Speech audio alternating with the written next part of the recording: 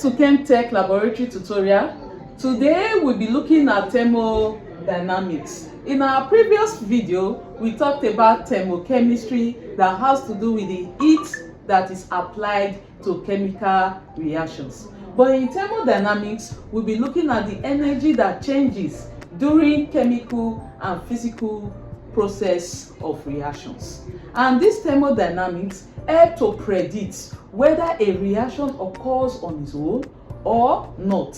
When we say a reaction occurs on its own, it means the reaction is spontaneous. But when the reaction does not occur on its own, that means you applied a force. It means it's a non-spontaneous reaction. And these thermodynamics are governed by several laws. We have the zero law of thermodynamics that relates the equilibrium of two systems to another system. We also have the first law of thermodynamics, we have second law, and we have the third law.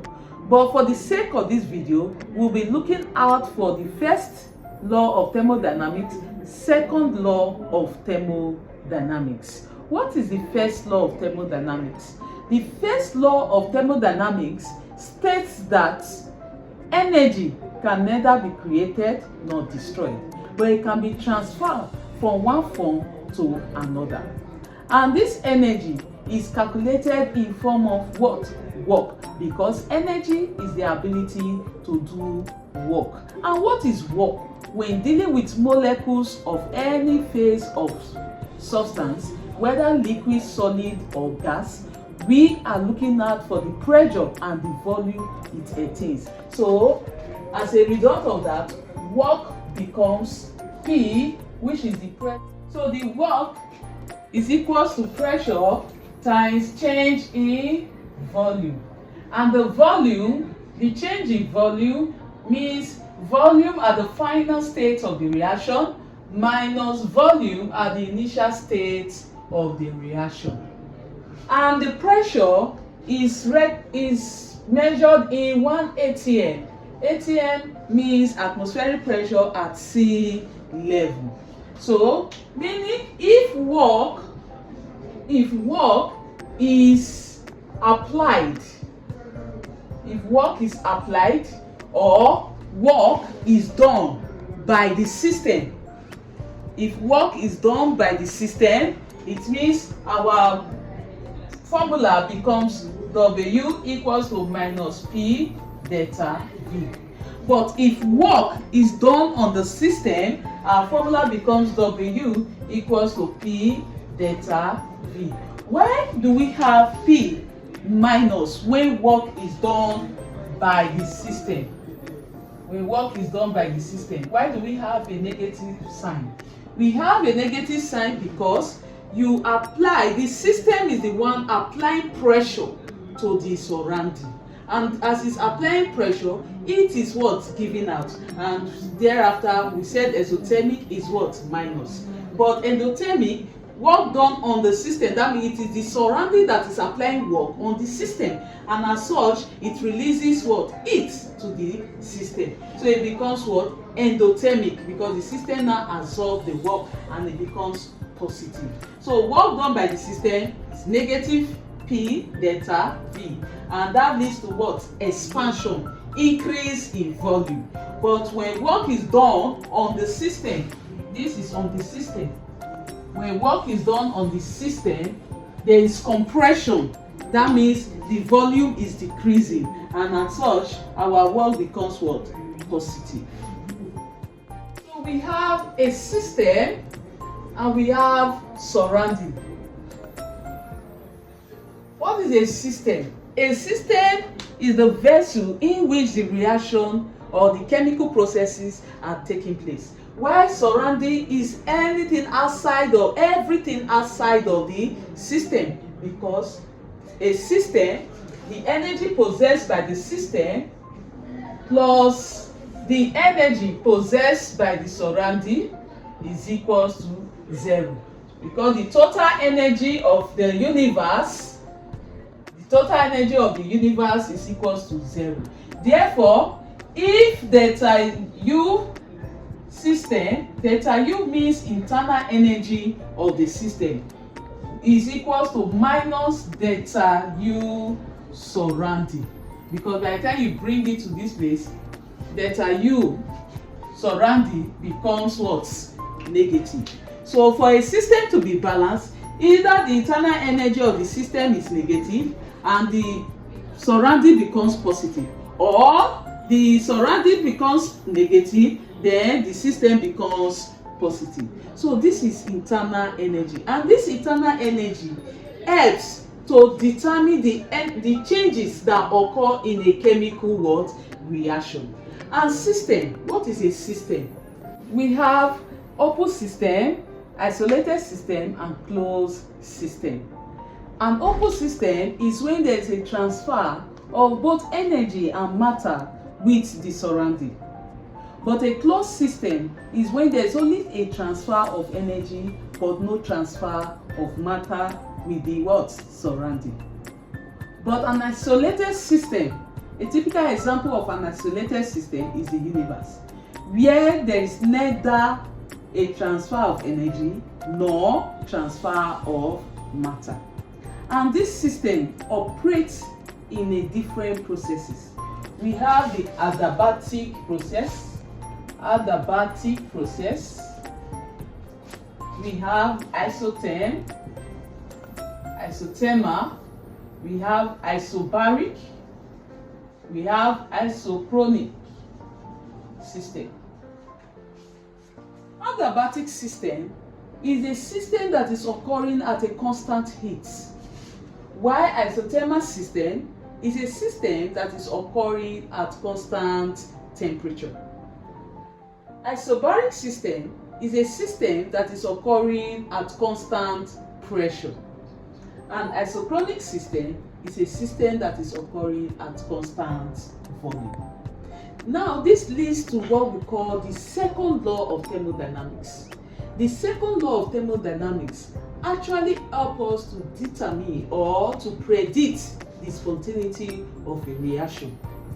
And in this study, entropy is regarded as the number one and the major entity in thermodynamics. What is entropy? Entropy is the disorderliness of a system.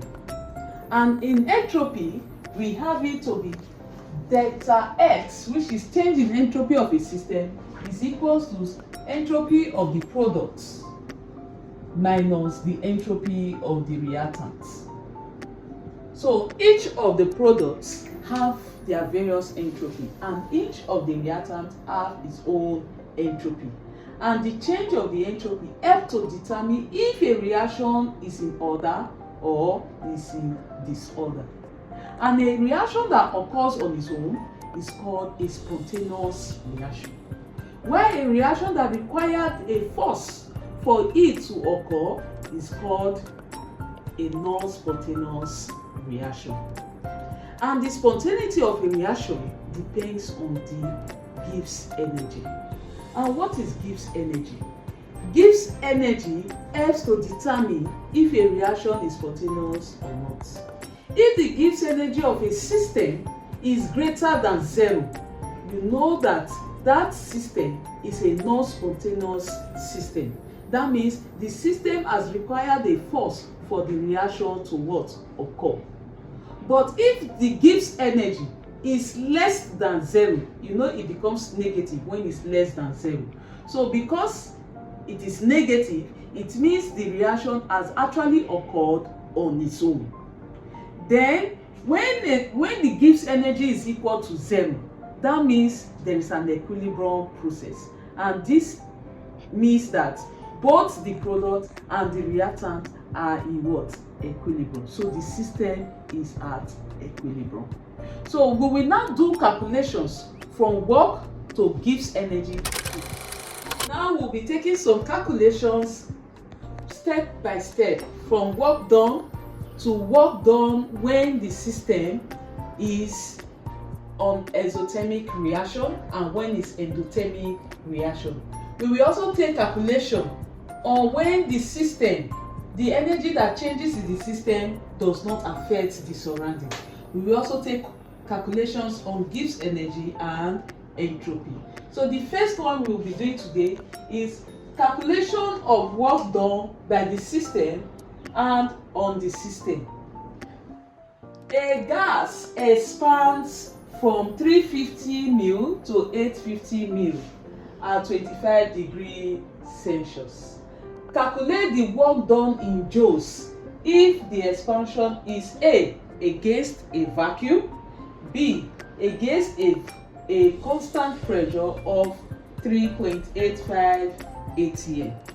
Like we said before, work done is equals to pressure times change in volume.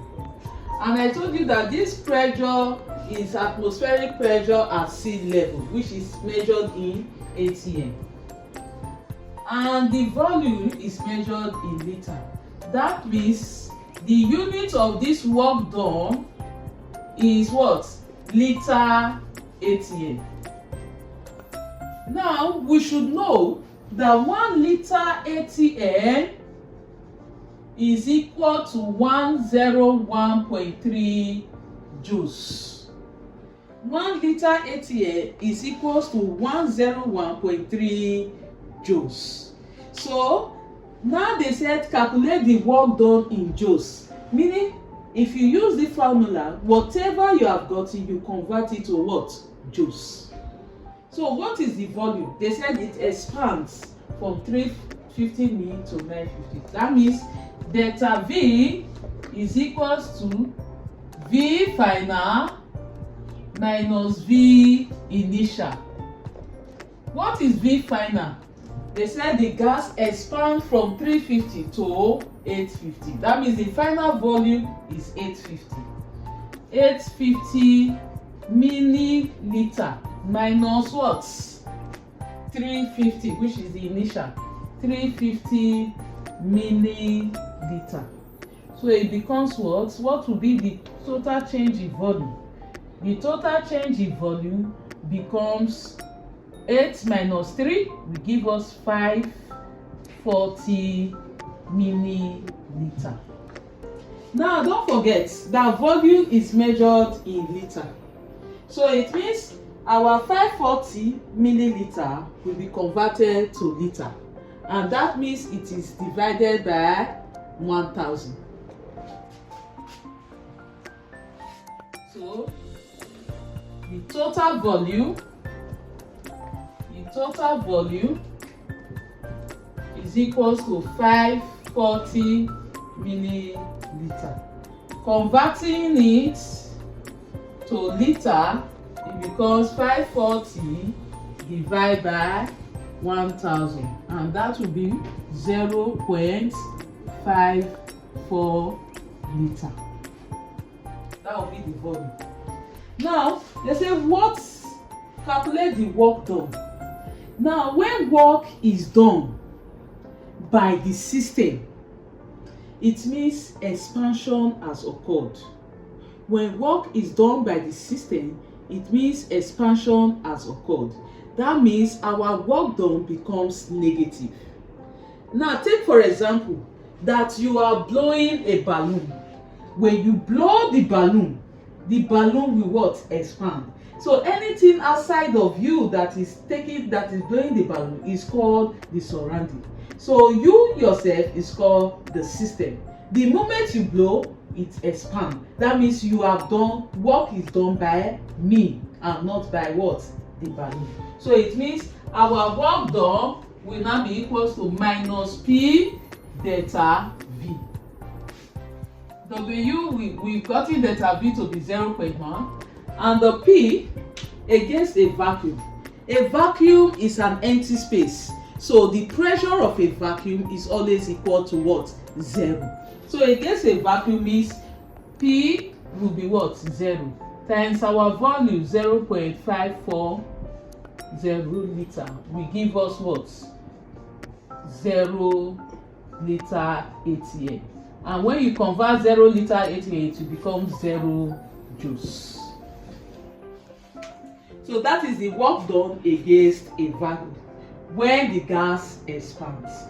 Now when the gas expands, they say we should calculate the work done against a constant pressure of 3.85 5 ATM. So the same thing, formula, you put your W equals to minus P delta V.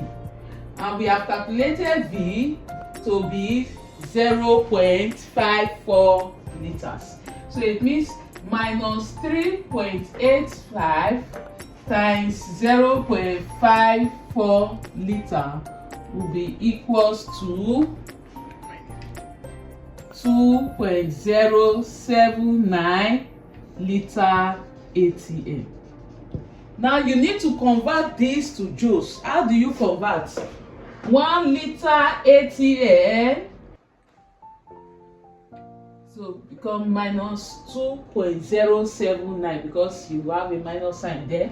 So you need to now convert. 1 liter ATM is equal to 101.3 joules. How many of minus 2.079 liter ATM will it be in joules? So you simply cross multiply by saying minus 2.079 times 101.3 joules. So the answer becomes what? The answer becomes minus 210.60 joules.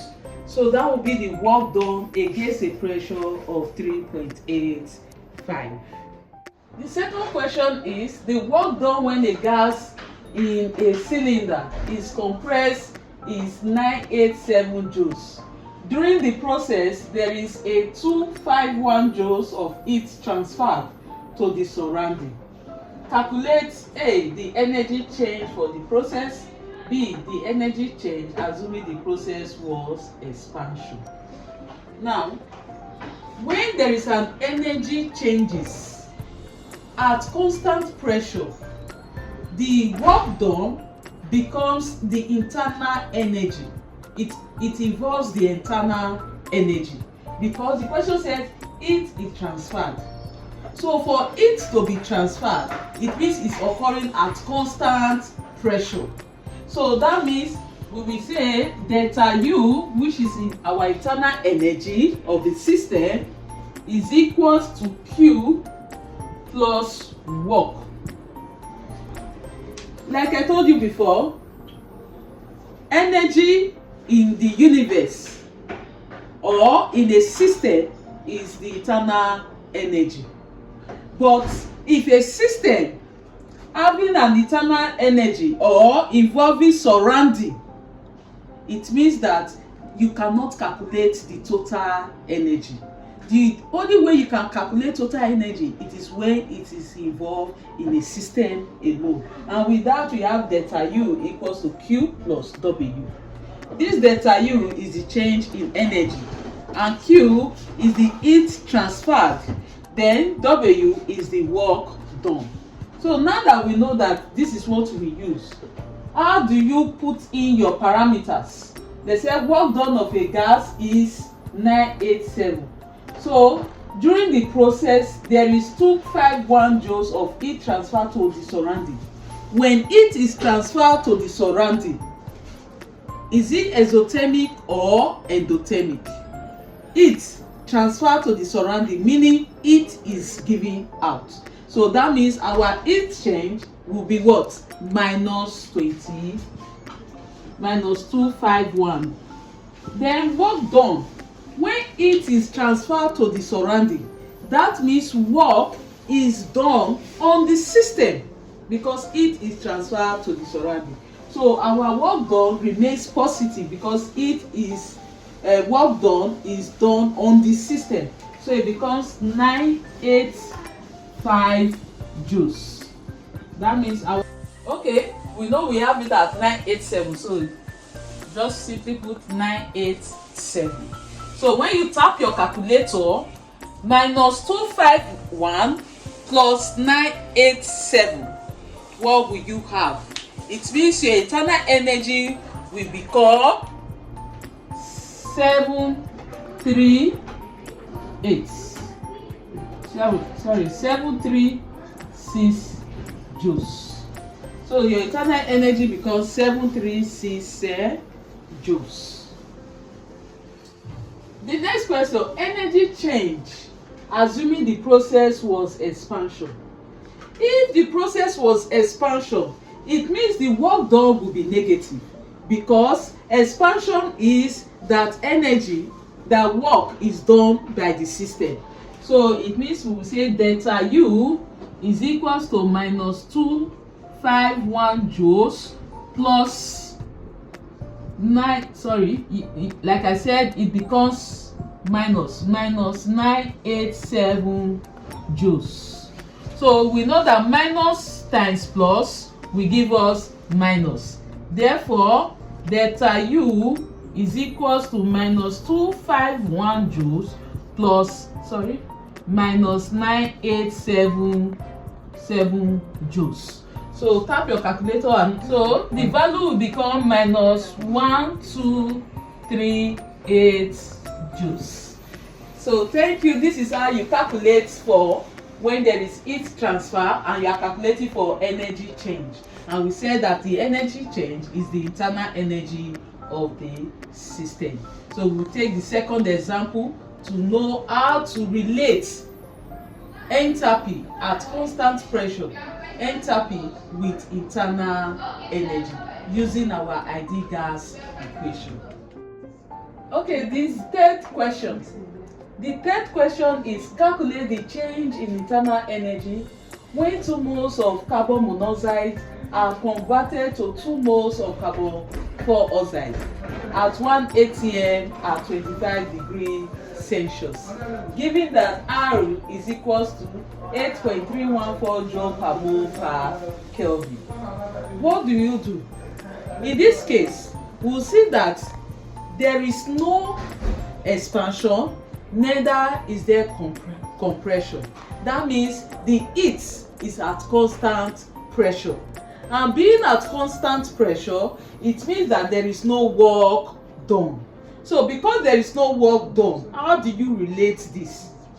So from the internal energy, which is delta U equals to QV, it becomes minus instead of what? Plus, because there is no work done and there is no compression, neither is there expansion. It will now be minus P delta V, which is what? Pressure and volume. And we know from the normal idea, pressure times change in volume is work. But in a system where at constant pressure, constant pressure, the heat involved is what? It becomes delta H. So instead of putting Q here, it becomes delta U equals to delta H. Enthalpy change at constant pressure minus P delta V. Now, how do we now involve this to the number of moles? That is where we come to ideal gas equation, which says that PV is equals to nRT. So in that case, delta U becomes delta H minus, we know this is change, nRT, that is at constant what? Pressure. And we know PV is equals to nRT. So it means the only thing that will be changing is the number of moles. That means delta U is equals to delta H minus RT delta N. At constant temperature, constant pressure, we have the internal energy to be delta H minus RT delta N. So now back to the question. They said calculate the change in internal energy, which is we are looking for delta U. Now the enthalpy change is given to us as minus 56, an exothermic reaction, minus 56 kilojoules per mole. Now our R will give it to us is in joules. So meaning that it's either we convert the delta H to be in joules, or we convert the R to be in kilojoules. So what do? Choose any one of your choice. You write the reaction. Your delta N is the stoichiometry of the reaction. Products, which is N products. Delta N means what? Delta N means N products minus N reactants. Number of moles of the product minus number of moles of the reactant. And what is the number of moles here? We have 2 plus 1. 2 moles of carbon monoxide react with 1 mole of oxygen. So 2 plus 1, which is at the reactant, is equals to what? 3. And for the product, we only have 2 moles of carbon 4 oxide. So here it becomes 2. So our delta N is equals to minus 1. So now that we know that our delta N is equals to minus 1, and we already know that delta H is 560 kilojoules. So how do you convert kilojoules to? So we are going to choose between delta H and R, which to convert. It's either you convert R by dividing by 1000 from joules to kilojoules, or you convert delta H by multiplying 560 with 1000. And when you do that, you will have 560,000. So it means our delta U is equals to 560,000 minus our R, which is our R is 8.314. The temperature is 25 degrees Celsius. So we know that the unit of R is in Kelvin. So it means you have to convert your 25 degrees Celsius by adding it to 273, and that will give us 298. So times 298. Thereafter, the delta N, which we calculated, was what? Minus 1. So you are going to use BODMAS to open up this before doing your subtraction. Then delta U will be equal to, so don't forget that it is delta H is minus, so we put our minus sign instead there. So minus times minus will give us plus. That means we have minus 560,000 plus 2477.572 when you open this. Thereafter, delta U will be equal to, if you tap your calculator, your delta U will now be equals to minus 557,522.44 joules. Then you can still convert it back to be 557,522.43 joules. Now that means our delta U can also be converted to kilojoules as minus 557.5 kilojoules as your internal energy. So this is how to relate internal energy to the number of moles and at constant temperature and pressure. Now we have calculated the internal energy, as we related the internal energy to ideal gas equation, where temperature and pressure are constant. Thank you for watching Pentech Laboratory tutorial. Please keep watching, liking, commenting, and subscribe. And don't forget to put on your notification button. Thank you.